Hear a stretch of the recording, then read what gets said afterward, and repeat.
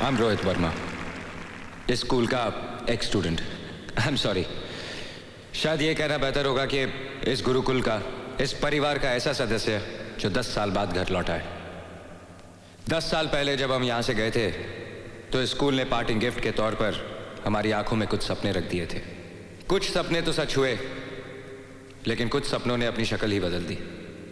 हम में से बहुतों की शादियां हो गई, बहुतों के बच्चे हो गए, लेकिन कुछ लोग ऐसी कैटेगरी में भी आते हैं जिनका मामला noproposal.com पे अटका हुआ है।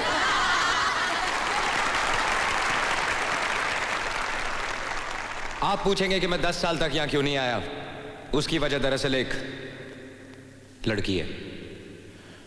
वो मेरी क्लासमेट थी, लेकिन हम एक दूसरे को फूटी आंख नहीं सुहाते थे। सारा दिन लड़ना, झगड़ना, रूठना, मनाना। अगर मैं स्विमिंग पूल में कूदता तो मेरे कपड़े लेकर पेड़ पर चढ़ जाती। हम दोनों की नोटबुक्स एक दूसरे के कार्टून से भरी रहती। मिसेस डिसूजा डांट डांट के थक जाती, लेकिन हम बाज नहीं आते। मैं उसे मेंढकी कहकर चिढ़ाता था और वो मुझे बैंगन कहकर सताती थी।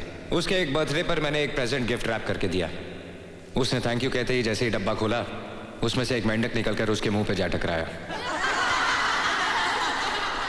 वो चिल्लाई तो मैंने हंसते हुए कहा, मेंढकी, योर बॉयफ्रेंड, किस तो करने दो। उसने डिब्बा जोर से मेरे मुंह पे मार दिया और रोते हुए कहा, मेरी किस्मत में यही चाहते हो तुम? You are not my best friend. मेरे पास कोई जवाब नहीं था। वो तपतपाई आंखों से मेरी तरफ देखती रही, फिर नजरें झुकाई और भाग गई। वो हमारे स्कूल का आखिरी दिन था। मैंने 10 साल उन आंखों को भुलाने की कोशिश की। सोचा कि बचपन का प्यार था, शायद इंफैचुएशन।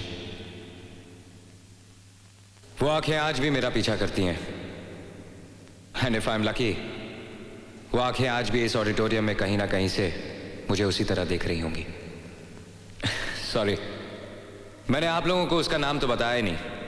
उस लड़की का नाम है नेहा।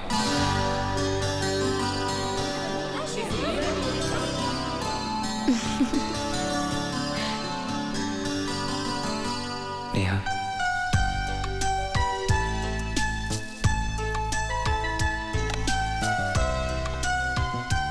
नेहा, आज भी तुम्हारे लिए एक मेंढक लाया हूं। क्या करूं, बहुत बड़ा हो गया हूं तो बॉक्स में फिट नहीं आया।